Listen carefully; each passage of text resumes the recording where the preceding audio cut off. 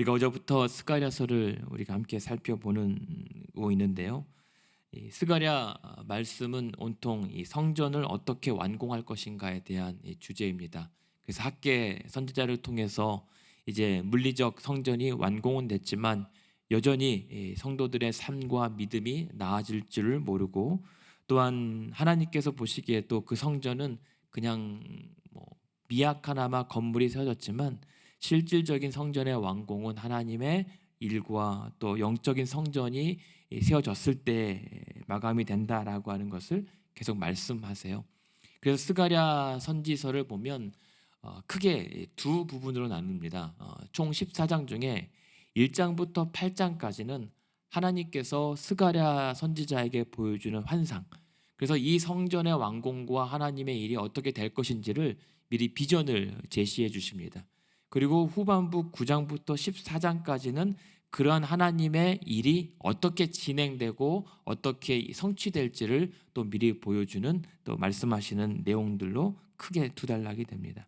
그리고 참고로 이 1장부터 8장까지 8가지의 환상이 보여지는데 사실은 쌍으로 매칭이 됩니다. 그러니까 첫 번째 환상이 8번째 환상과 또 결이 같고, 두 번째 환상이 7번째 환상이랑 같고, 세 번째 환상이 6번째, 그리고 네 번째 환상이 5번째 환상이랑 결이 같아지는 내용을 보게 됩니다. 그래서 사실은 오늘 4장의 내용이 3장의 내용이랑 겹치기도 합니다.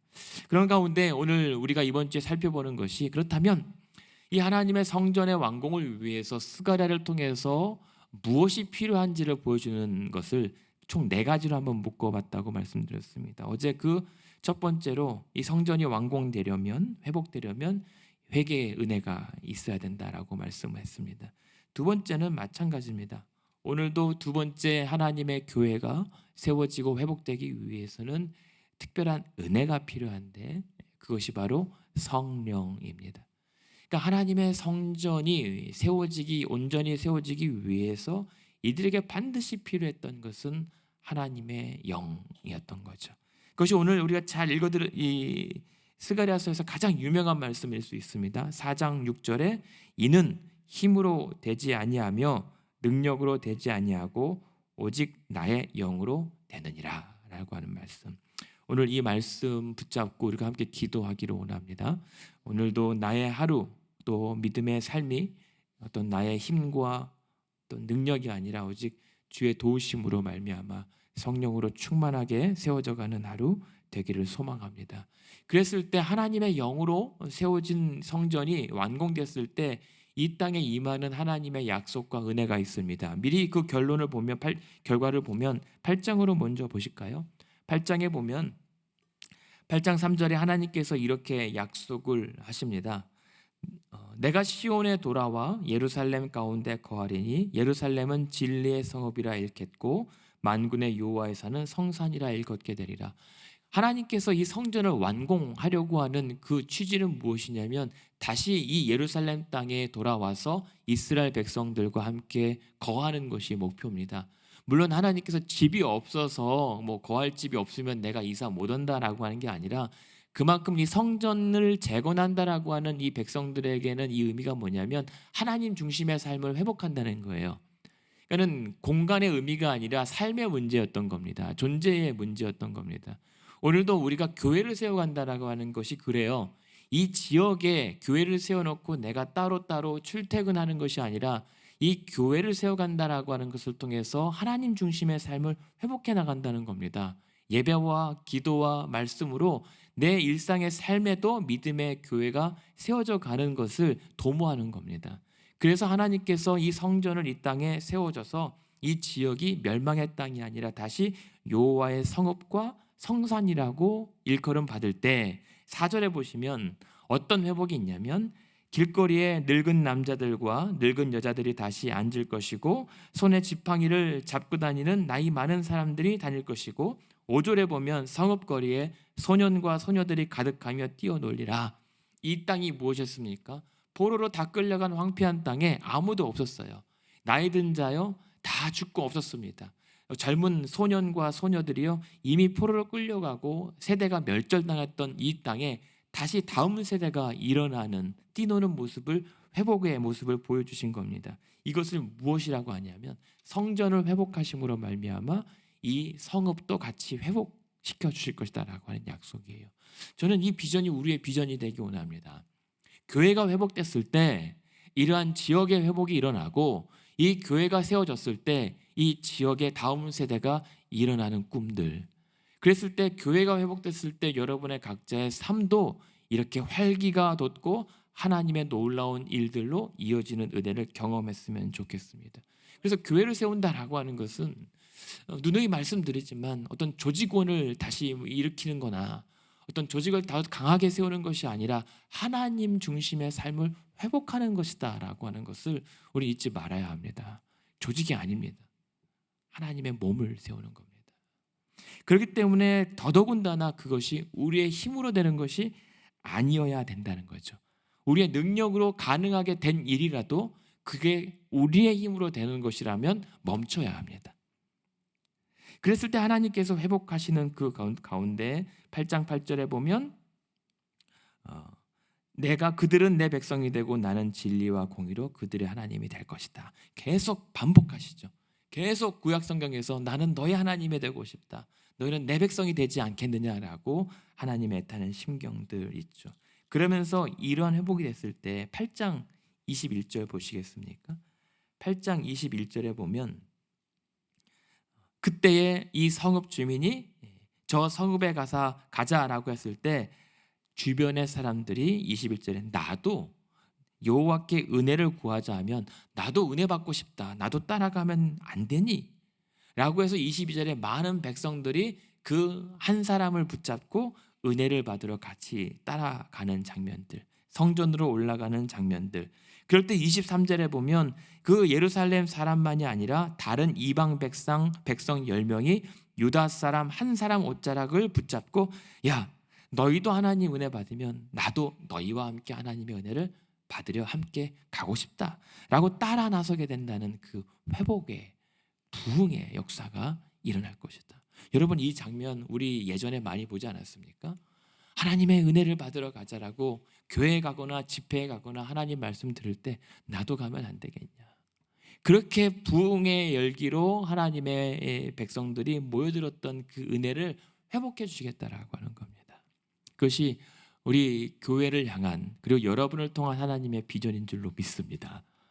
여러분이 먼저 그 은혜를 회복했을 때 그 은혜가 대체 뭐길래, 너희가 믿는 하나님이 대체 누구시길래 그러냐, 나도 함께 옷자락을 질질 잡아 끌면서라도 따라오는 그런 회복의 은혜가 반드시 임하여야 할 것입니다. 그게 교회예요. 근데 그것이 어떤 일로 가능하게 되냐면 이것이 우리의 일이 아니라는 것을 이미 8장 13절에 이렇게 얘기합니다. 하나님께서 원래 이 땅의 백성들은 이방인 가운데 저주가 되었었으나 멸망했어야 했으나 내가 너희를 구원하여 너희가 복이 되게 할 것이다. 원래 너희들의 숙명은 저주다. 그러나 내가 너희를 저주를 바꿔서 복이 되게 할 것이다 라고 하는 하나님의 결단이 있었기 때문에 가능하게 된 거예요. 게다가 더 나아가서 8장 14절에 보면 뭐라고 합니까? 내가 재앙을 내리기로 뜻하고 뉘우치지 아니하였으나, 이들은 여전히 바뀔 줄 모르고 재앙을 받을 수밖에 없지만 15절에 보면 그러나 이제 내가 다시 이들에게 은혜를 베풀기로 하였기 때문에 가능케 된 일인 겁니다. 원래는 재앙인데 하나님이 복을 주고 대신 저주 대신에 은혜를 베풀기로 했기 때문에 이들이 회복될 수가 있고 성전이 지어질 수가 있게 됐던 겁니다. 다 누구의 일입니까? 하나님의 일이에요.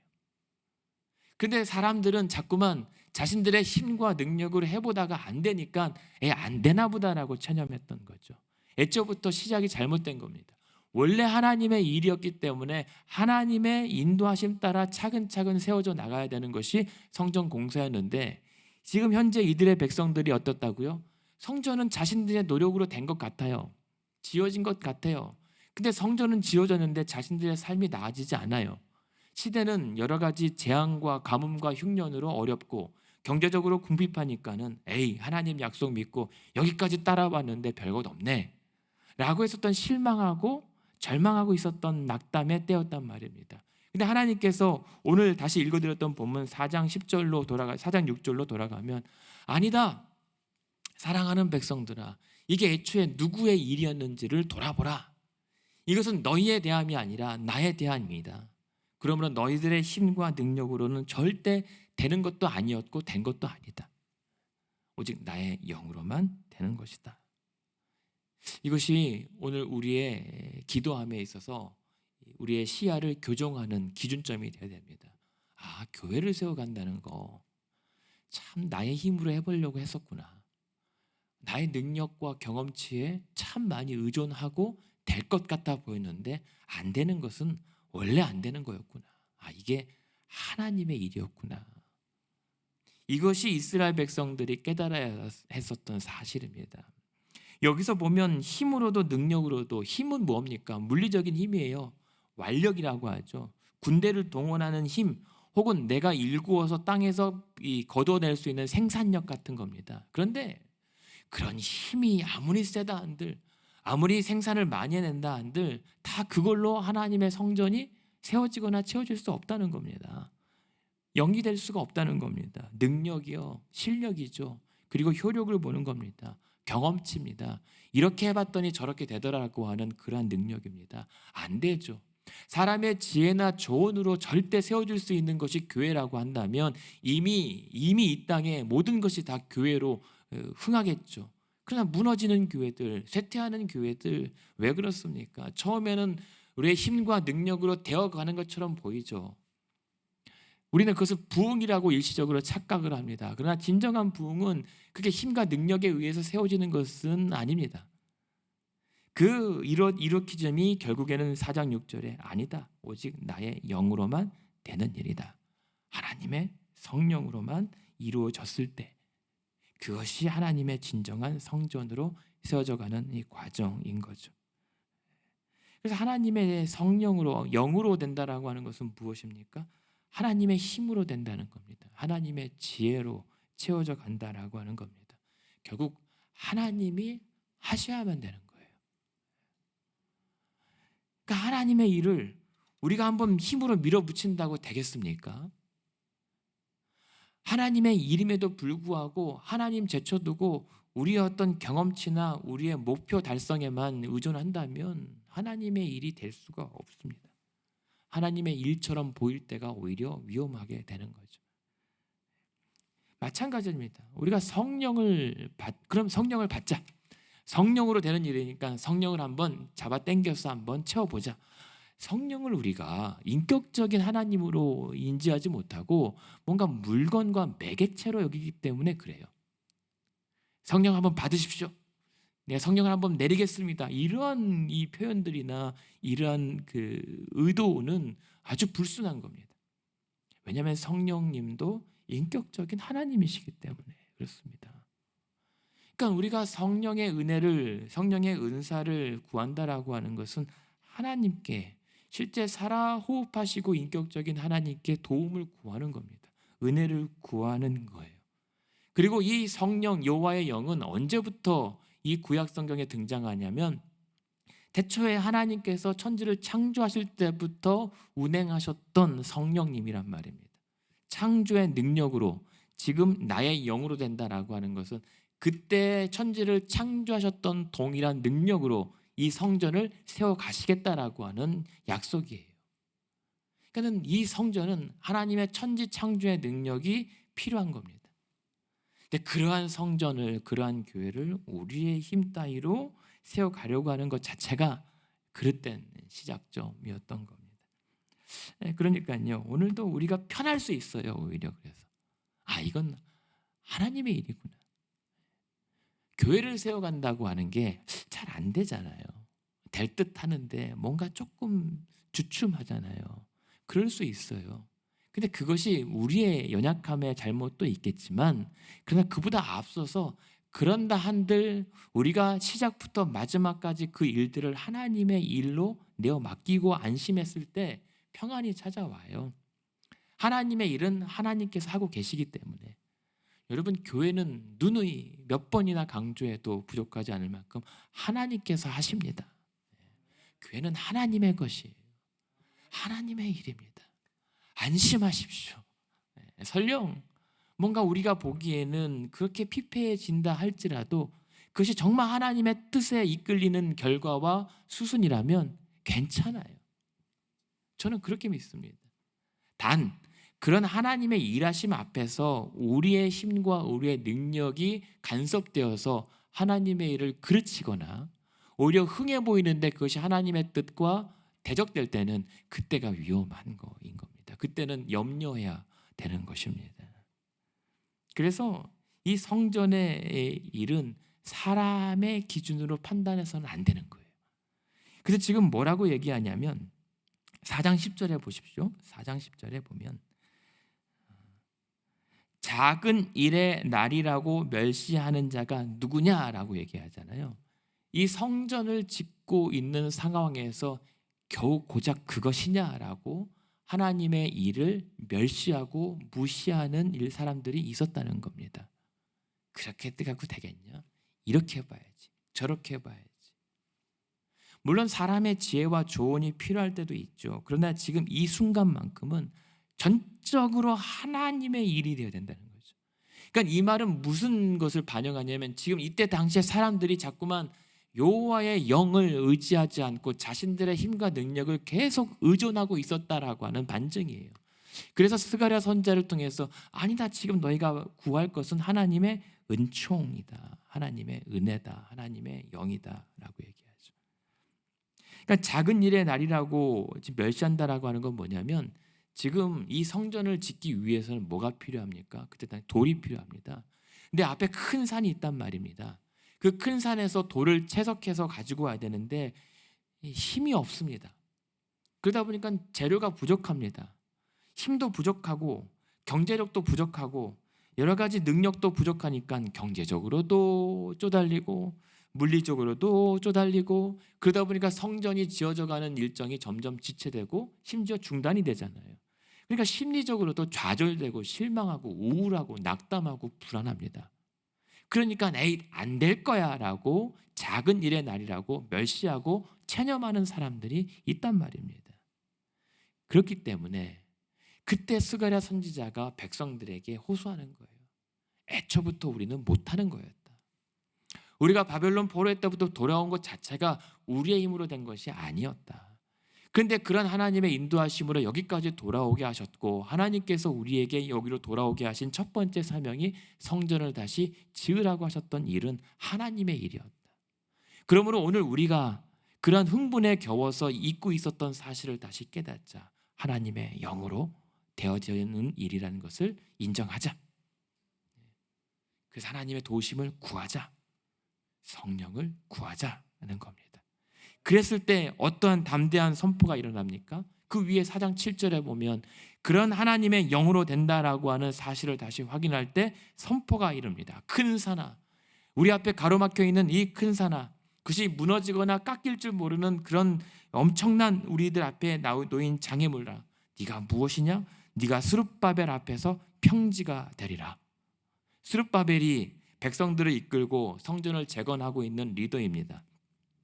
이때 당시에 이스라엘 백성들의 두 리더가 있죠. 대제사장 여호수아와 또 왕으로서의 대행하는 스룹바벨 왕손입니다. 이 스룹바벨이 성전을 재건했을 때 그가 앞장서도록 하나님께서 명령해요. 그랬을 때 스룹바벨아, 네 앞에서 큰 산이 평지가 될 것이다 라고 하는 일이 선포가 되는 겁니다.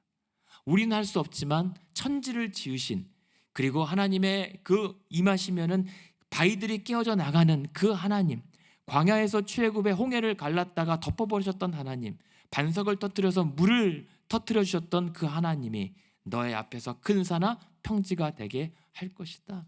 하나님이 하실 것이다 라고 하는 일들이 보여요. 그때 백성들이 뭐라고 외칩니까? 은총이 그에게 그리고 우리에게 있을 것이다.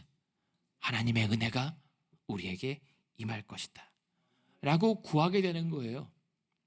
오늘 하나님의 일을 뜻을 이루시옵소서. 주여 그것을 볼 수 있는 은혜를 주시옵소서. 그랬을 때 보이게 되는 것이 있습니다. 10절에 보면 스룹바벨의 손에 다림줄이 있습니다. 다림줄. 그러고 보니 이 다림줄은 뭐냐면 요즘에도 쓰는지 모르겠습니다만 예전에 그 공사할 때 담벼락을 세울 때 이 담벼락이 수직으로 바로 세워지는지를 이 땅의 기준으로 재기 위해서 딱 이 다림줄 같은 거 놔요. 그래서 휘어져 있으면은 담벼락이 기어져 있고 이게 반듯하게 되어지는 이런 겁니다. 그겁니다. 무슨 말이죠? 하나님께서 그 모든 삐뚤어진 기준점을 바로하여 하나님의 성전을 바로 세워갈 것이다. 하나님의 일을 바로 잡을 것이다 라고 하는 겁니다. 하나님의 기준으로 세워지는 성전인 거죠. 우리들의 기준이 아니라 하나님의 기준. 그래서 이 다림줄을 어딘 다른 이 학자는 이 머릿돌로 해석하기도 합니다. 그 주춧돌, 이것을 바로 세우기 위한 아주 근간이 되는 기본적인 주춧돌, 머릿돌.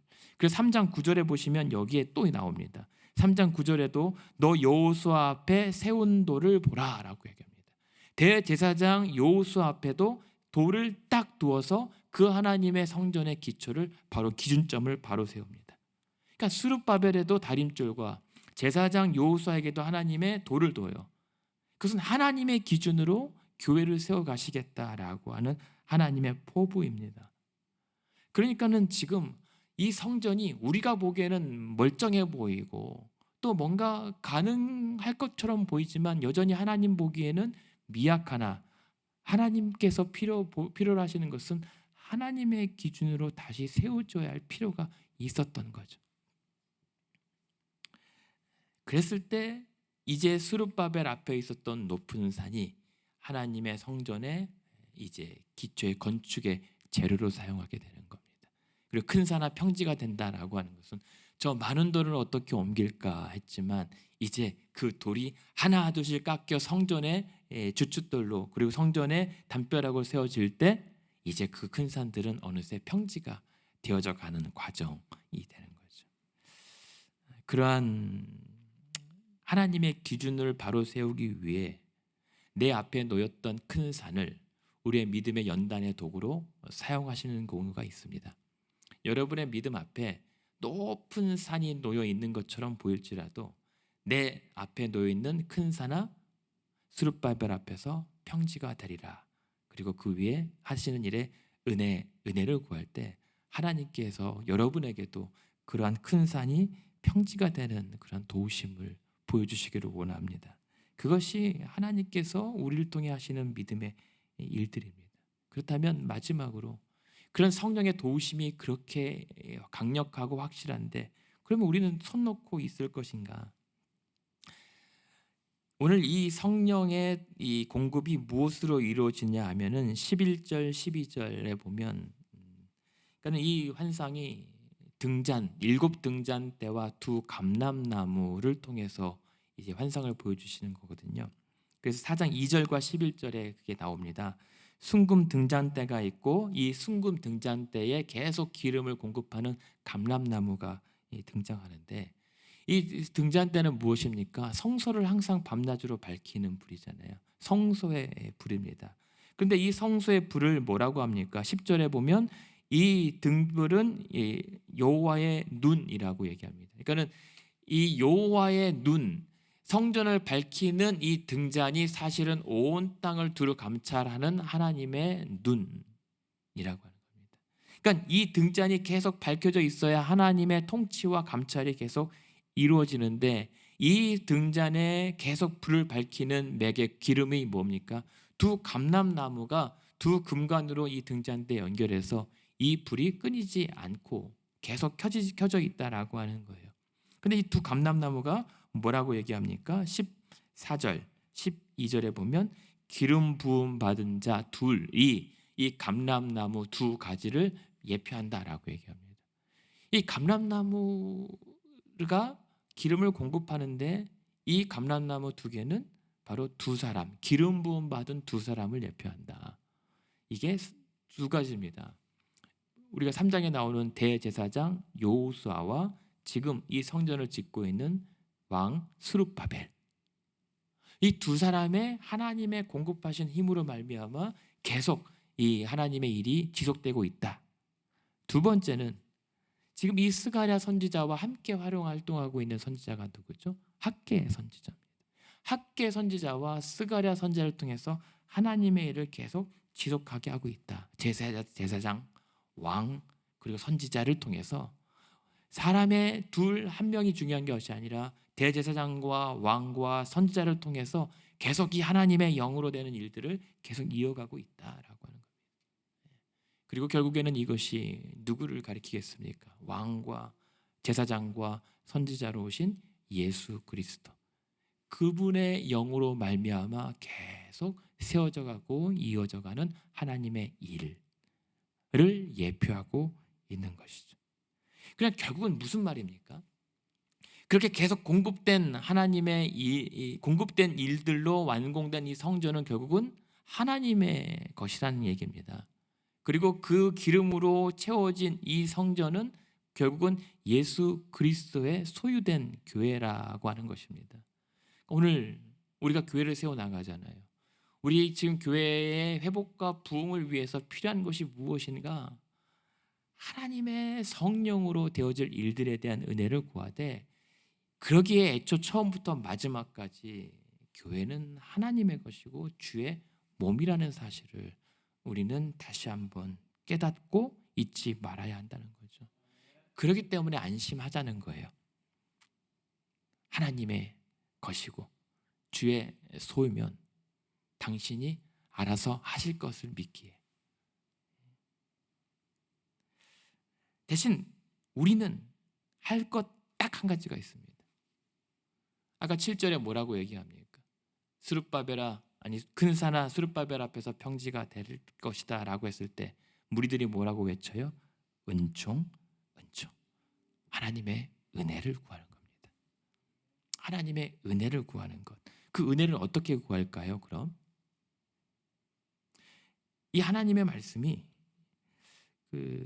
이 등잔과 감람나무가 어디에서 인용이 되냐면 요한계시록에서 인용이 돼요.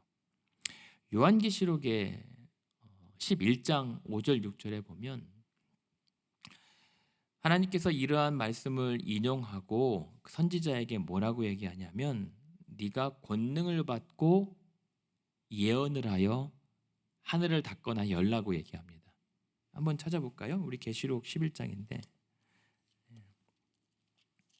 요한계시록 11장 5절, 4절 5절입니다.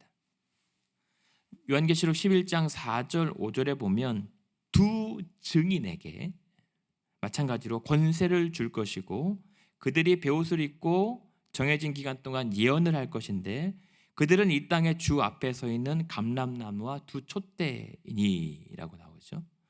만일 누구든지 그들을 해하고자 하면 불이 나와 삼켜버릴 것이요 그와 같이 누구든지 그들을 해하면 그와 같이 죽음을 당할 것이다. 그들은 권능을 가지고 하늘을 닫아 그 예언을 하는 날 동안 비가 오지 못하게 하고 또 권능을 가지고 물을 피로 변하게 하고 아무 때든지 원하는 대로 여러 가지 재앙으로 땅을 치리로다라고 말씀합니다. 이들이 하는 일은 하늘의 권능을 가지고 예언하는 겁니다. 하나님의 말씀을 선포하는 겁니다. 하나님의 말씀의 선포를 통해서 하나님의 하실 일들을 감당해 나가는 겁니다. 그게 우리가 할 일이라는 겁니다.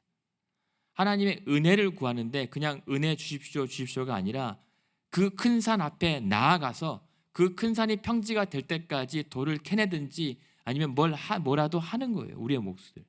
마찬가지로 하나님의 권능을 받고 오늘 우리가 할 것은 하나님의 은혜를 구하면서 하나님의 말씀을 선포하고 대언하는 것, 그리고 그 말씀의 기준대로 살아내는 것, 그것이 우리의 몫인 겁니다. 교회가 힘쓸 것이 그것입니다. 성도들이 해야 될 것이 그것입니다. 하나님의 말씀의 기준대로 올바로 세워져 나가는 것. 그게 물리적 교회가 아니라 영적 교회가 세워져 가고 채워져 가는 길인 겁니다. 그래서 오늘 저와 여러분이 오늘 힘써야 될 것은 하나님이 다 하실 것이기 때문에, 그러나 내게는 하나님의 영으로 충만하여 하늘의 그 권능을 받고 하나님의 말씀을 그대로 선포하고 돼. 선포한다는 게 말로만 하는 게 아니라 내 삶으로 선포하는 거잖아요. 내가 살아들은 믿음의 하루로 증거하는 것이 우리의 몫이라는 겁니다. 그럴 때 여러분 앞에 놓인 큰 산도 평지가 될 것이에요. 그래서 똑같은 말을 학개 선지자에게도 해요. 학개서 2장 5절에 보면 학개 선지자에게도 똑같이 이런 말씀합니다. 왔다 갔다 해서 죄송합니다만 학개 선지서 2장 5절에 보면 너희가 애굽에서 나올 때에 내가 너희의 언약한 말과 나의 영이 계속하여 너희 가운데 머물러 있을 것이다. 그러므로 두려워하지 말 거다. 그러니까는 이 하나님의 영이 무엇과 같이 있어요? 내가 너희와 언약한 말씀과 성령이 같이 가는 겁니다. 그렇다면 우리가 여호와의 영으로 충만한 교회를 그리고 충만한 삶을 살기 위해서 반드시 우리와 함께 있어야 되는 것은 말씀의 통치입니다. 말씀의 통치, 하나님의 말씀에 대로 살아드리는 그 몸부림이 하나님의 은혜를 받을 길이고 하나님의 영으로 충만한 일 될 것입니다.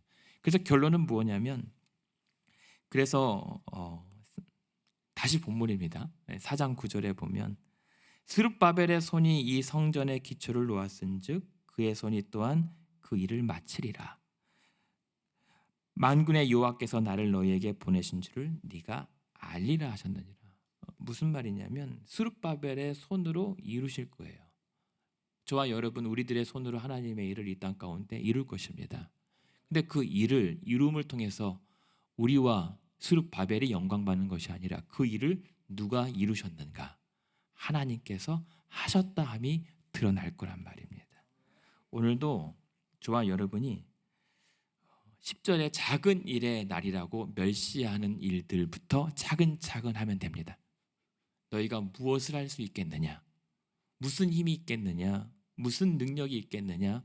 큰 산은 너에게 큰 장애물이 될 것이다 라고 여겨지는 그 멸시의 일들부터 하나하나 나의 힘과 능력이 아니라 주의 말씀에 힘입어 차근차근 해나가면 십자가의 복음으로 확증하신 내가 이룰 것이다 라고 하는 약속의 일들을 경험하게 될 것입니다.